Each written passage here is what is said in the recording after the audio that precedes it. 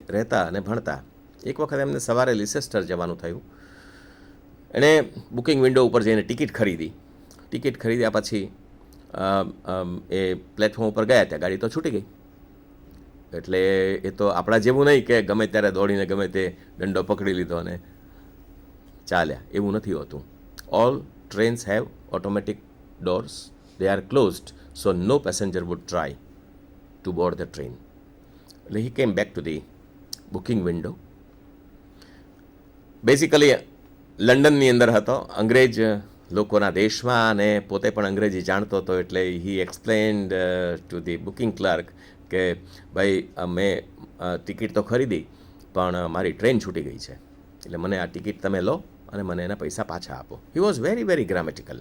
He said, my dear friend, may you be kind enough to refund me this ticket money, because by the time I reached the platform, the train had left, so I could not board it. I am very sorry for that, but now I wish that you would give me refund. The booking clerk didn't look at him at all, and he got offended. એને થયું કે મારું આટલું બધું અપમાન, અંગ્રેજ સાથે અંગ્રેજીમાં વાત કરું છું, આટલી સરસ ભાષા વાપરું છું. એટલે ક્વાઇટ ઇન અ ડિજેક્ટેડ મૂડ, હારી ગયો, થાકી ગયો, એ રીતે માણસ પાછો આવતો હતો. અને હી mat his friend on the way. એને કહ્યું, શું થયું? તો કે તમારો માણસ છે બુકિંગ વિન્ડો ઉપર બેઠો છે, એક ક્લર્ક મારી ભાષા ન સમજી શક્યો, મારી ટ્રેન મિસ કરી ગઈ અને એ મને ટિકિટના પૈસા પાછા નથી આપતો. Okay, that's the matter.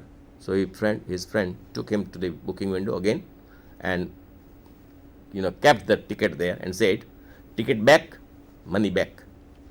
And booking clerk immediately gave him the money. Now what does it mean? It's not a grammatical sentence. Ticket back, money back. મિત્રો, ઘણી વખત એવું હોય છે, it is very meaningful. When you are in England, don't speak good English. that is an advice. Even G.B. Shaw in his lingua franca records, he advises the foreigners not to be so accurate in grammar when he is in London. So grammar is of course very useful. I don't say that grammar is to be ignored. No, not at all. કારણ કે ભાષા એ બહુ જ આપણા જીવનમાં ઘડાયેલી વણાયેલી ચીજ છે અને એનાથી જ આપણે સામાજિક પ્રાણી બનીએ છીએ. એટલે ભાષા તો it's very important thing, no problem, એમાં કોઈ બાંધછોડ નહીં. પણ કોની સાથે કેવો વ્યવહાર કરવો, કોની સાથે કેવી રીતે બોલવું, કેટલું ગ્રામર સાચવવું અને કેટલો મિનિંગ સાચવવો, એ તમારે નક્કી કરવાનું છે. When you are in the interview, your language should have both. It should be grammatical and particularly when it is a matter of English.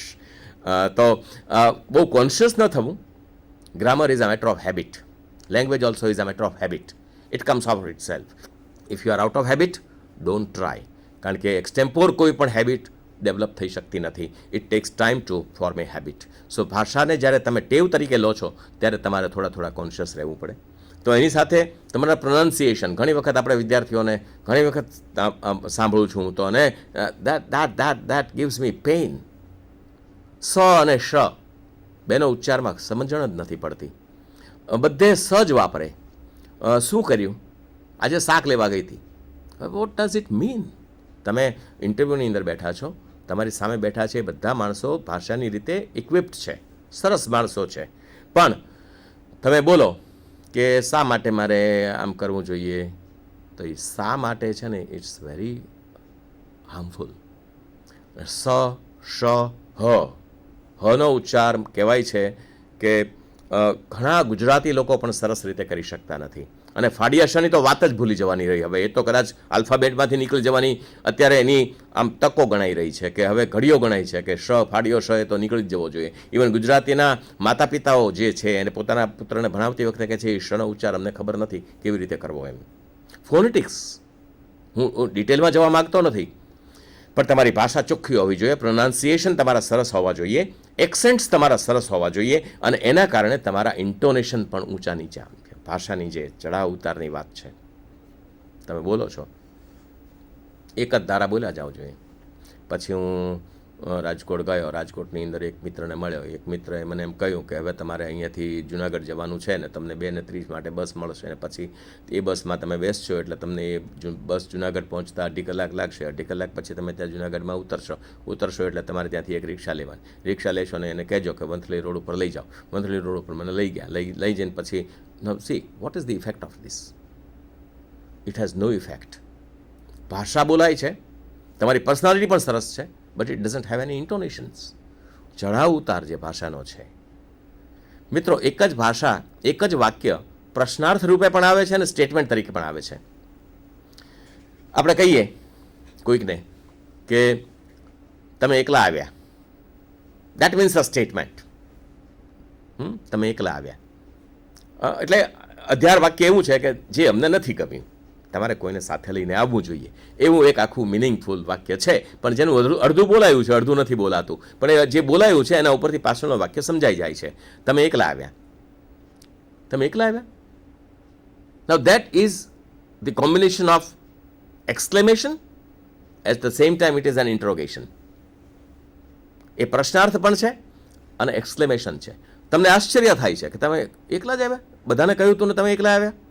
That again is a question also. એ પ્રશ્ન પણ છે. So intonation does make the difference.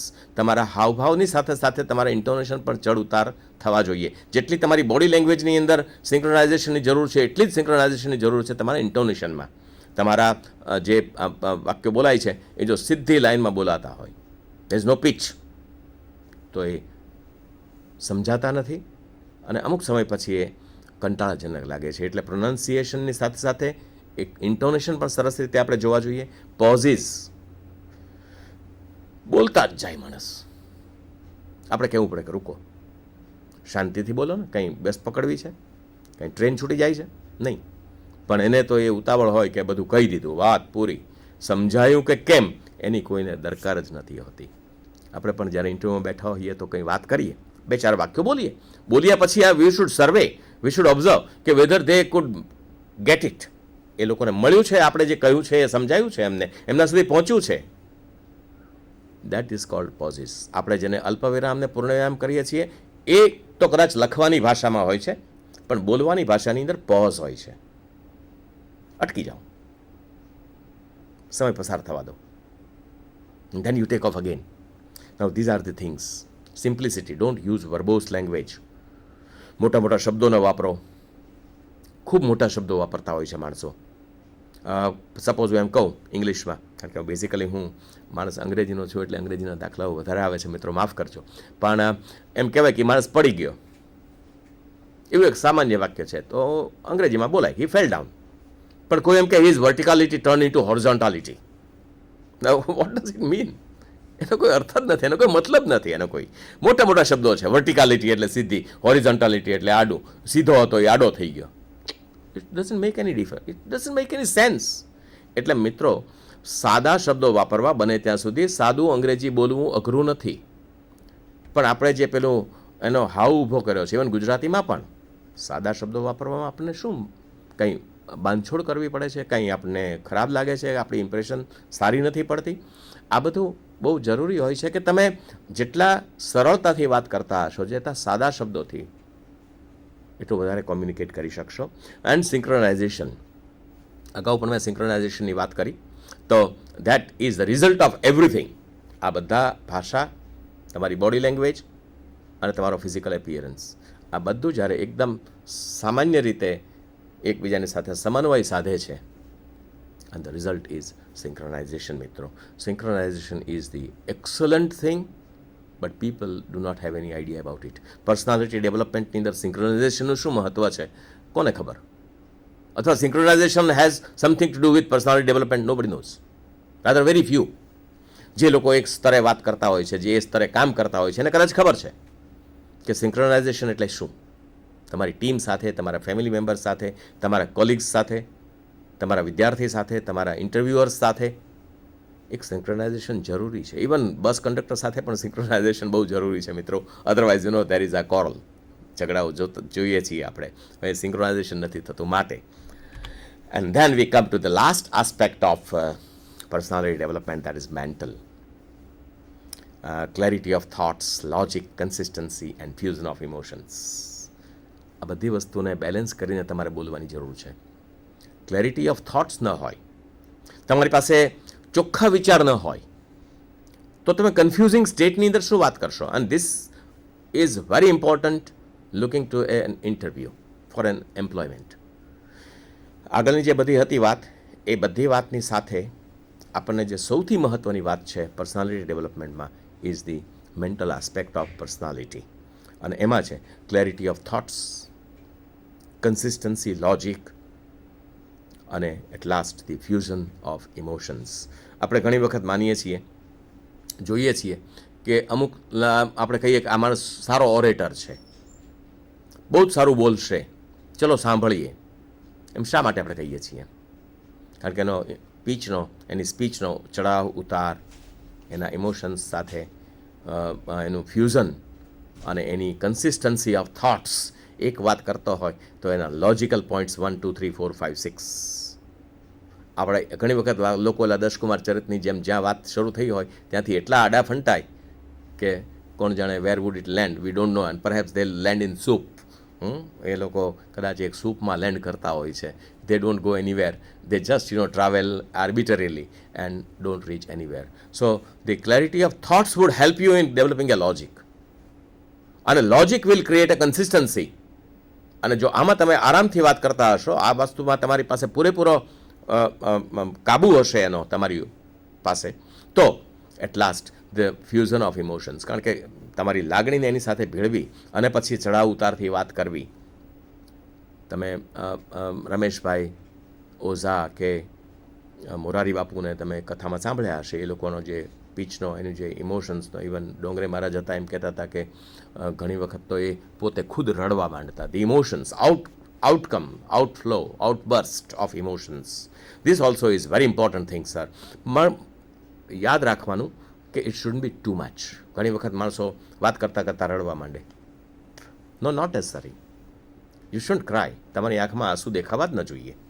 મિત્રો, એ ઇમોશન્સની હું વાત કરતો નથી, પણ સામા માણસને તમારે ટચ કરવો છે. ઘણી વખત માણસો કહે છે કે તમે મારું હૃદય જીતી લીધું. શા માટે? વાય? વોઝ દેટ ધી એમ? આપણે કોઈનું હૃદય જીતવા માગીએ છીએ? મિત્રો, પર્સનાલિટી ડેવલપમેન્ટનો અંતિમ ધ્યેય તો એ જ છે કે we win and we enter into somebody's heart and we touch them by heart, and that perhaps is the culminating point of personality. When you can do it consciously, તમે જ્યારે એ સભાનપણે કરી શકતા હો તો મિત્રો તમે હંમેશા જીતશો. આ પર્સનાલિટી ડેવલપમેન્ટના ઇસેન્સ છે. અને આ 4 વસ્તુ જો હશે તમારી પાસે, એમાં લોજિક અને ક્લેરિટી થોટ્સ માટે તમારા વિષયનું પૂરતું જ્ઞાન હોવું પણ જરૂરી છે. Otherwise you don't have the clarity of thoughts. અને ક્લેરિટી ઓફ થોટ નહીં હોય તો લોજિક નહીં આવે મિત્રો. લોજિક નહીં આવે તો okay, there is no consistency, સુસંગતતા નથી. એક વસ્તુ આમ વાત કરો છો, બીજી વસ્તુ આમ વાત કરો છો, તો ઇન્ટરવ્યુઅર્સ તો તમને કન્ફ્યુઝ કરવા બેઠા છે. ઘણી વખત એવું કરતા હોય છે. ઘણી વખત કોઈક જ માણસ એવો હોય ઇન્ટરવ્યૂની અંદર કે તમને શેમાં દિલચસ્પી છે, tell me what you are expert of, what you are interested in, what is your experience. આવું કહેનારા કોઈ ઇન્ટરવ્યુઅર મળે તો મિત્રો, we are at our best perhaps, and we should be. અને એવી તક તમને સૌને આ ઇન્ટરવ્યૂની અંદર મળે અને તમારું એમ્પ્લોયમેન્ટ સરસ રીતે થાય. અને એમ્પ્લોયમેન્ટ થયા પછી પણ તમારા કલીગ સાથેની, તમારા બોસ સાથેની, તમારા આખા ઓર્ગેનાઇઝેશન સાથેની તમારું જે સિંક્રોનાઇઝેશન છે એ સરસ રીતે જળવાઈ રહે. એ may it be bodily, physically, may it be with your dressing code, may it be with your mental ability, and at last the heart that makes you man. આ બધી વસ્તુને ઓવરઓલ જો તમે જુઓ તો દેટ બિકમ્સ અવર પર્સનાલિટી. અને એ develop કરવા માટે આપણે કોઈ ખાસ ક્લાસ કરવાની જરૂર નથી. આ વિશે સભાન થવાની જ જરૂર છે. જો સભાન થશો આજે તો આવતીકાલે ચોક્કસ તમે એક સરસ આદમી થઈ શકશો, જે બીજાને તમે ગમી શકશો. અને એને કહેવાશે કે ના હો, આ પ્રવીણભાઈ આવે છે ને, ઇટ્સ વેરી પ્રેઝન્ટેબલ, મજા આવશે. ચલો, now that is what we want at last. મિત્રો, આટલી વાત આજે પૂરતી છે. સમયનો અવકાશ જેટલો હતો એટલી વાત થઈ છે. ડિટેલમાં વાત કરવી હોય, કદાચ કોઈ વાર મનમાં પ્રશ્નો હોય તો તમારી પાસે મારું એડ્રેસ છે અને પ્રશ્નો પૂછી શકો છો. અમદાવાદની મધ્યમાં એલિસ બ્રિજ કોલેજની અંદર, એલિસ બ્રિજમાં ગુજરાત કોલેજમાં અમે બેસીએ છીએ. You can definitely come and talk to me personally. તમારો સૌનો ઘણો ઘણો આભાર. Thank you.